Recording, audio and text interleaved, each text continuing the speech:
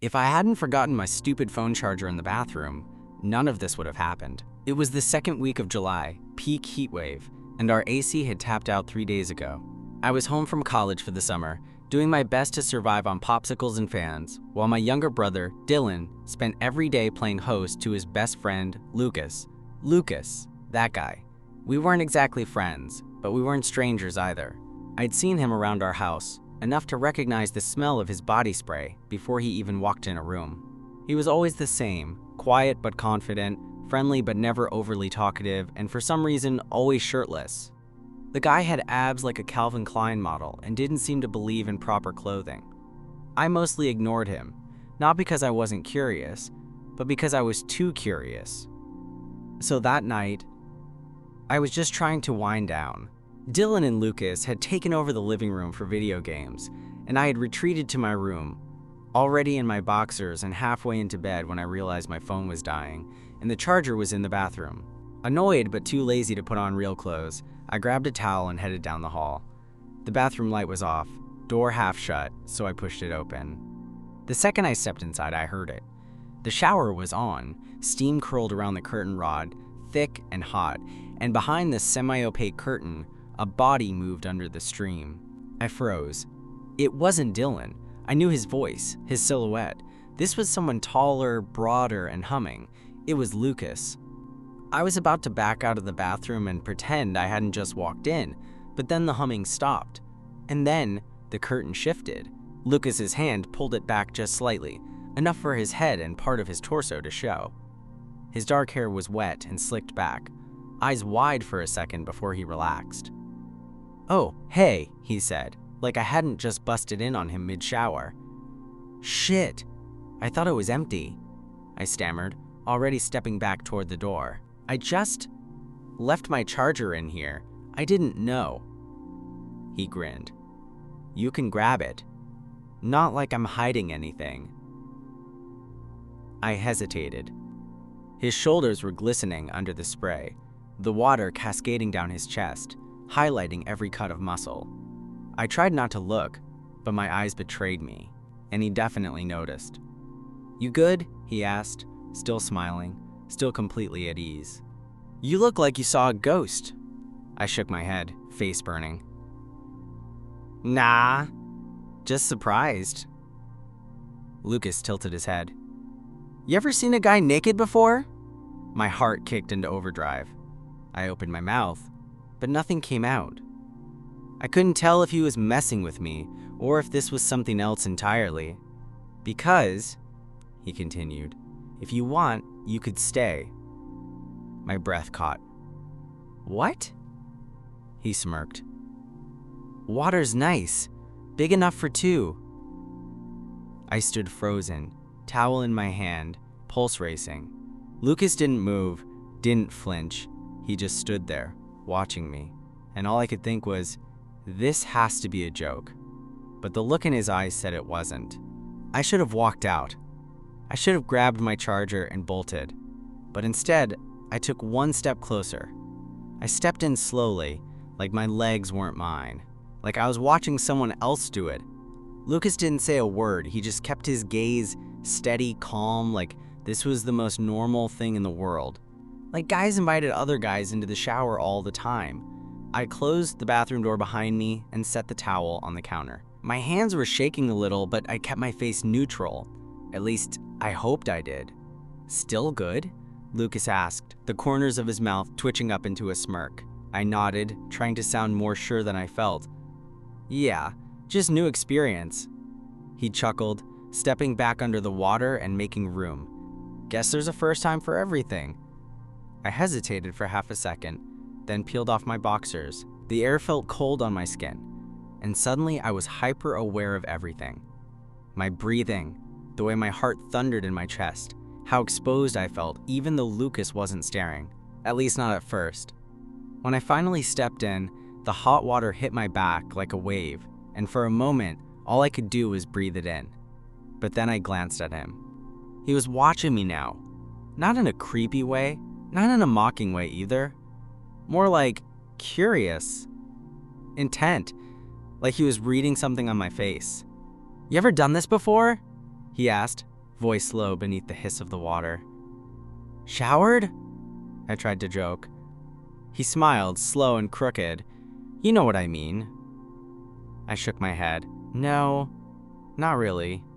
Lucas nodded, like he expected that. You nervous? Little bit. He reached up, ran his fingers through his wet hair and said, Don't be. And then, like it was nothing, he grabbed the body wash and squirted some into his hands. He didn't hand it to me though. He stepped closer. I thought he was going to pass it off, but instead, he brought his hands to my shoulders and started washing me. My breath hitched. Relax, he said, voice soft now. You're so tense. His hands moved slowly, methodically, over my shoulders, down my arms. The touch wasn't sexual. Not exactly. It was careful, intimate. Like he'd done this before, like he knew what it was doing to me. The water kept running between us, steam rising around our bodies, and all I could focus on was the way his fingers moved. His skin on mine. The heat between us that had nothing to do with the water. I've thought about this, Lucas said suddenly, his voice barely above a whisper. I looked up at him, surprised. What? He met my eyes, and for the first time, I saw something real there. Not teasing, not playful, vulnerable. I know it's messed up, he said. You're Dylan's brother, and I probably shouldn't even be saying this, but I've thought about it. About you. I swallowed hard. Since when? He smiled, almost sheepish. Since last summer. When you came home with that haircut, you looked different. I didn't know what to say to that. Part of me still couldn't believe any of this was happening. But then his hands moved lower, across my chest, down to my stomach. My breath caught again. He leaned in just a little. You ever wanted something you weren't sure you were allowed to have? I nodded, slow. Yeah. His hand paused, resting lightly on my hip. Then maybe we stop pretending, he said, and see where this goes. And in that moment, I forgot about my brother down the hall. I forgot about the charger I'd come in for. I forgot about all the reasons I should have said no, because the only thing I could think was, yes. Lucas didn't wait for me to say it out loud. He didn't need to. The way I looked at him must have said everything, because he closed the gap between us. Just a few inches, but enough to make the space feel electric. His hand was still resting on my hip, his thumb grazing my skin like he was testing the reaction. I didn't move away. Instead, I leaned in. The kiss didn't happen all at once. It wasn't some movie-perfect moment. Our foreheads touched first. Then our noses bumped awkwardly. Then, finally, his lips brushed mine, tentative, almost like a question. And when I didn't pull back, he kissed me again. This time, slower. Deeper. Water ran over our faces, down our backs, around our feet. It didn't matter. The bathroom disappeared. The rest of the house disappeared. All I could feel was him. His mouth, his breath, his body pressed so close that it made my knees weak. Lucas pulled back first, just enough to rest his forehead against mine. I've been waiting to do that for months, he whispered. I smiled, breathless. You don't even know what you just started. He grinned and kissed me again, this time more confident, more sure of himself. Our bodies slipped together, skin against skin, steam clinging to every surface. I'd never been so hyper-aware of someone's every move before. The way his hands explored my back, the way his fingers curled around the back of my neck, the way he pressed into me, like he couldn't get close enough. We didn't talk for a while. We didn't need to. The water was still hot, but my skin felt like it was burning in the best way. Eventually, Lucas reached around me, turned the handle, and the spray started to die down. The air was thick with steam and tension. We just stood there, dripping, breathing hard. Probably should have waited until Dylan wasn't home, Lucas murmured, finally breaking the silence. I blinked. Like I just remembered we were in the middle of my family's house. Shit. Right. He laughed, low and warm, like this wasn't the first time he'd risked something reckless. I grabbed my towel and wrapped it around my waist, heart still racing as I opened the door and peeked out into the hallway. Quiet. The living room was dark now. Maybe Dylan had gone to bed, or maybe he'd passed out on the couch. Either way, we were in the clear. I turned back to Lucas, still dripping, still grinning. "You coming?" He raised an eyebrow. "Where?" "My room." He didn't even hesitate. "Lead the way." We tiptoed down the hall like we were 15 again, sneaking into a party we weren't invited to. Except this time, the risk was real. Lucas followed close behind, the towel around his waist hanging low, his wet hair still dripping onto his shoulders. I tried not to stare, but it was pointless. Every time I looked at him, my brain short-circuited. There was something about seeing someone who'd always been off limits suddenly not be anymore. It did something to me, made me reckless. Once inside my room, I closed the door as quietly as I could. I didn't bother locking it. We weren't planning on staying noisy, at least. Lucas leaned against the wall, running a hand through his damp hair. "So, this is where the magic happens?" I rolled my eyes, smirking. "Please never say that again," he grinned. Too late. I turned off the overhead light, leaving just the dim blue glow of my desk lamp. The room looked softer that way. Less like my childhood bedroom, more like something else. Something private, intimate.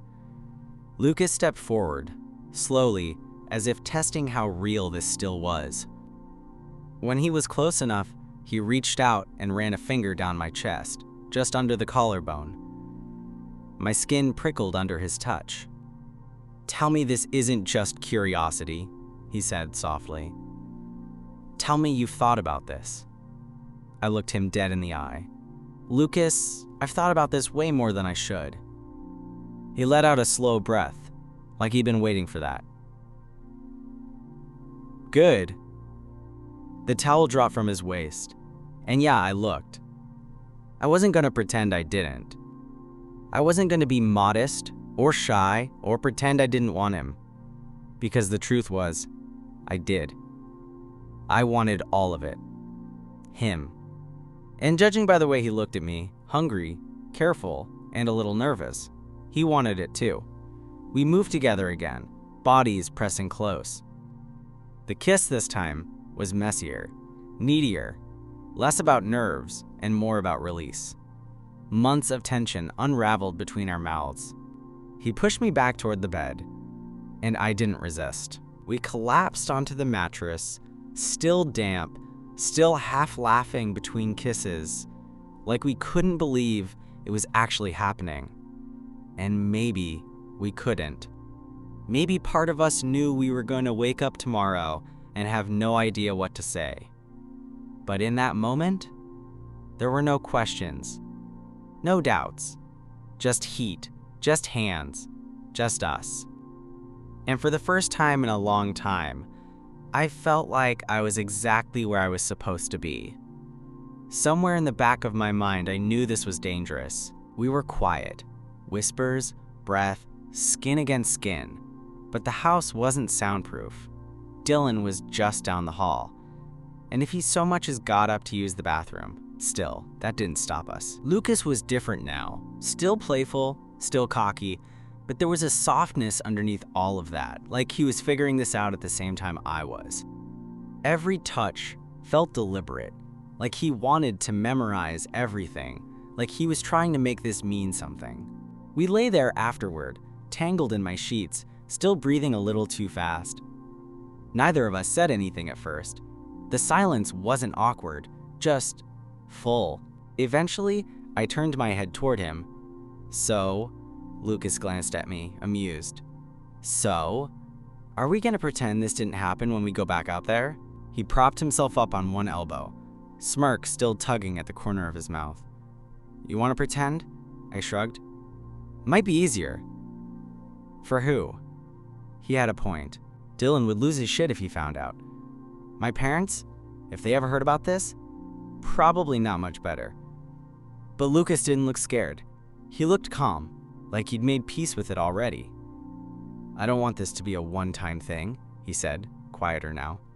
"If that's what you're thinking." I stared at him. "You sure?" He leaned closer, nose almost brushing mine. "You think I'd do all this for a one-time thing?" Fair. We lay like that for a while, just breathing.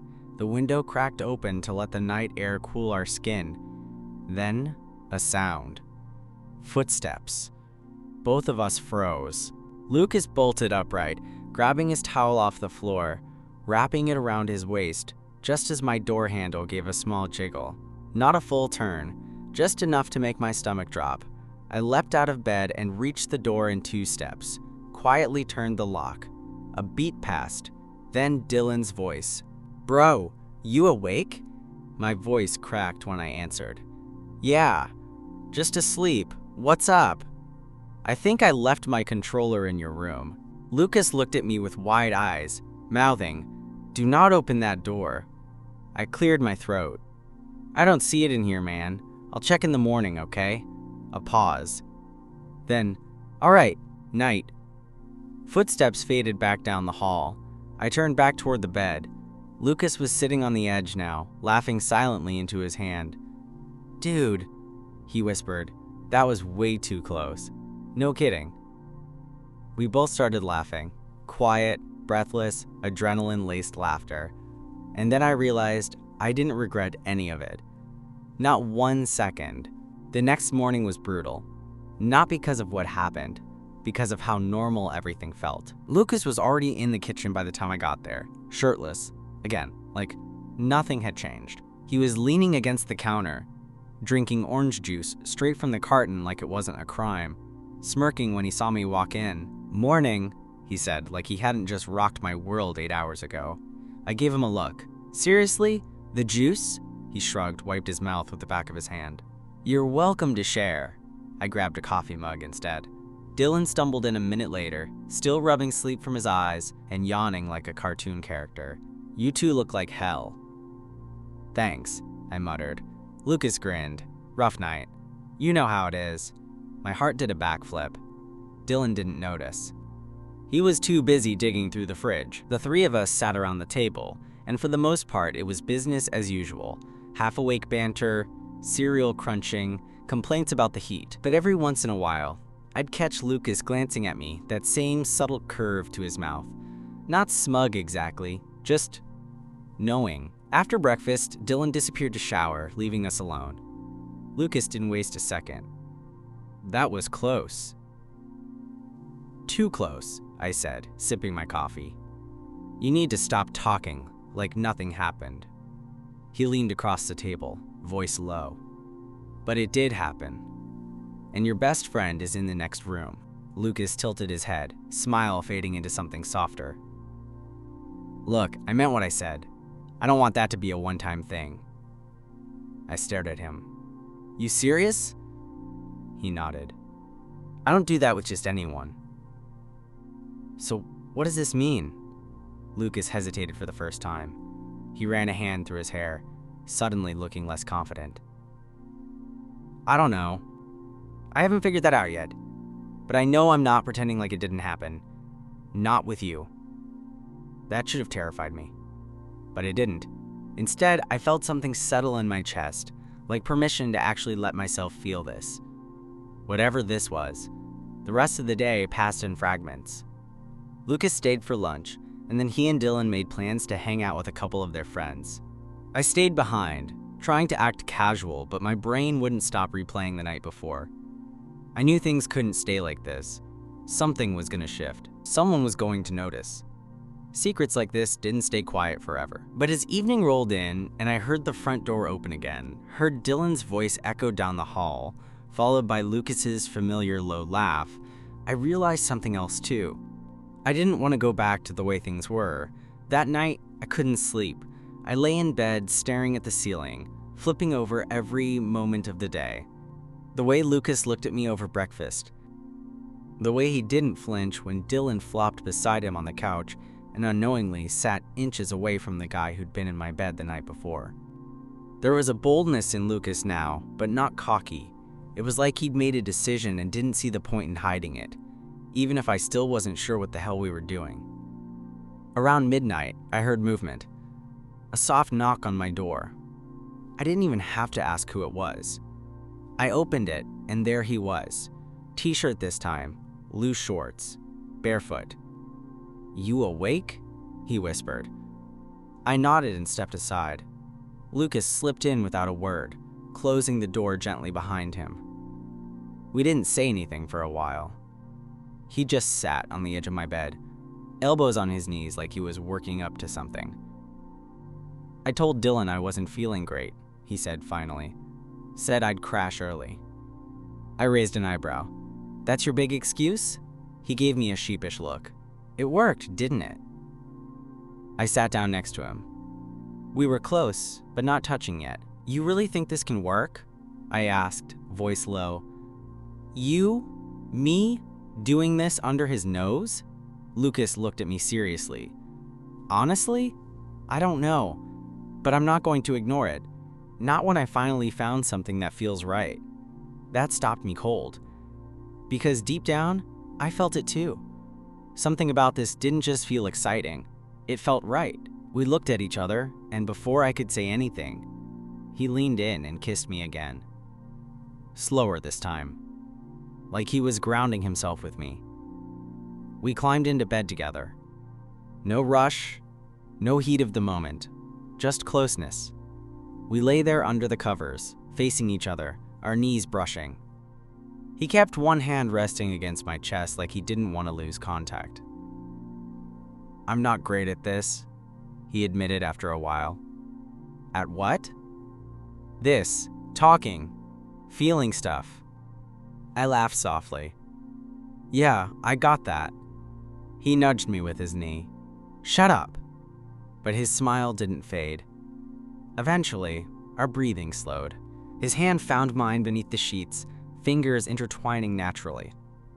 And somewhere between one heartbeat and the next, we both drifted off. No panic, no regrets. Just me, lying in bed next to my brother's best friend, and realizing I didn't want him to leave. Morning sunlight leaked through the blinds before I was ready to be awake. But I didn't move. Lucas was still there, his arm draped casually across my stomach, his face relaxed in sleep. It was the first time I had seen him like this. Unfiltered, vulnerable. And maybe that should have scared me. But it didn't. What scared me was how comfortable it felt. I laid there for a while, listening to his soft breathing, replaying everything that had happened over the past 24 hours. From that unexpected moment in the bathroom to this. Eventually, Lucas stirred. He blinked, stretched, then smiled when he realized where he was. "Still here," he mumbled, voice scratchy with sleep. "You're not freaking out?" I asked. "Nope." "You sure?" Lucas rolled onto his side, propping himself up. "Look, I'm not saying this isn't complicated, but I'm not scared of this. Of you." The way he said it, so simple, so direct, made my chest tighten in the best way. We got up not long after, took turns in the bathroom like it was just another day. Dylan was already gone by the time we hit the kitchen, off to run some errands with our dad, which meant we had the house to ourselves. Again, Lucas poured cereal. I made coffee, normal stuff, and yet nothing felt normal. He kept brushing my arm when he passed behind me, pausing just a second longer when our eyes met. A private language we hadn't shared before, but now spoke fluently. Around noon, he got a text and sighed. "My mom wants me home this weekend." I tried to keep my face neutral. "You leaving soon?" "Tonight," he said, "but I'll be back." I nodded, not trusting myself to say much more. Lucas must have noticed. He stepped closer, slipping his arms around my waist, his forehead resting against mine. "This isn't a goodbye," he said. "Feels like one. It's not." He smiled. "You're not getting rid of me that easy." That night, I walked him to his car. We kept it casual outside. Just two guys, messing around, saying goodbye like it didn't matter. But as he opened the door, he turned to me with something new in his eyes, something serious. "I'll call you later," he said. "Maybe we can figure out what this actually is." I nodded. "I'd like that." Then he leaned in quickly, kissed me, short but full of promise. And just like that, he was gone.